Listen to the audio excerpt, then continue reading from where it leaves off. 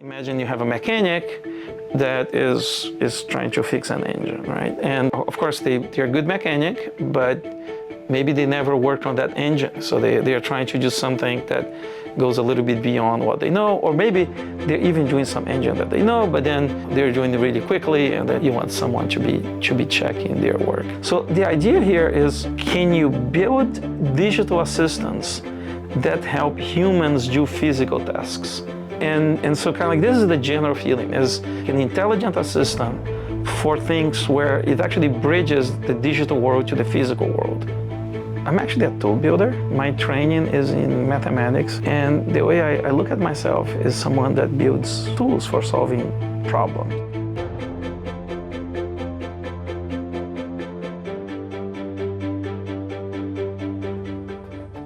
I work in the intersection of data science and computer science. I'm interested in using geometry to solve problems in computer graphics, in visualization, right? And one of the things over the years that I got very interested into is how to enable humans to be more effective. So I actually find problems almost everywhere, okay? So early in my career, my work was much more abstract. It was really kind of like just embedded in computer science and mostly trying to solve problems in computer science. So VIDA, the Visualization, Image, and Data Analytics Center, was a center that I started here with Professor Juliana Freire, now almost 10 years ago. It was just a few years after we joined.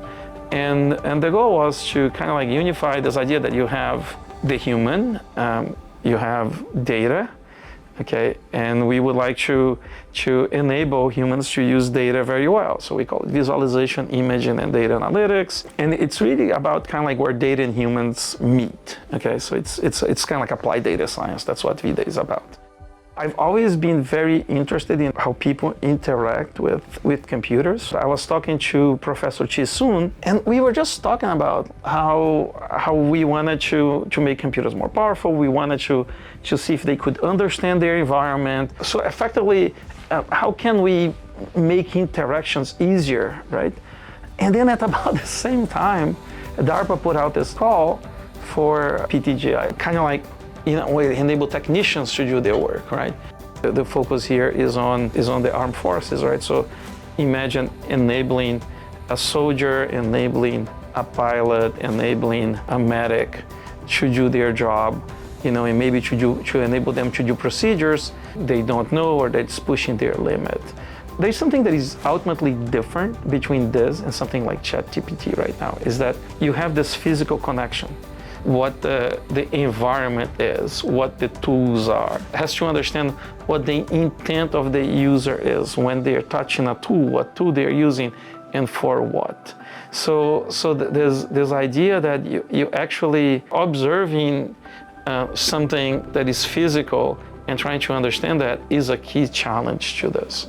So the idea here on the application scenario for something like PTG is that you have a device that is actually attached to the user. What we use, or what we've used for the first 2 years, have been the Microsoft HoloLens 2. So such a device has what? It actually has a whole bunch of sensors that they not only sense the environment, so they have RGB cameras, actually multiple. They have an RGB camera. They have multiple black and white cameras. They have a depth sensor that can actually kind of like get the depth location at a certain frame rate. It has multiple microphones, so it can sound the environment, and then you can communicate back to the user. So it also has some sensors on the user. There's the possibility for outputting things to the user. So you have see-through screens, and you also have speakers, so you can actually talk back to the user. But also, we need to design user interfaces that have not existed.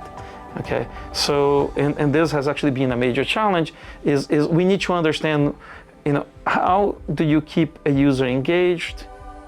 The first major paper that has been published is the Argus paper. Argus is our visualization system for all the data that this project is producing. So what happens is that there's raw data that comes out of the sensors, then that raw data gets fed into a fairly complex network of machine learning models. So Argos is kind of like our lens into what is happening into this whole project. What we are seeing is over time, the computer is getting closer and closer to us. I think that this is going to be a multi-decade effort, I think, to actually develop these things.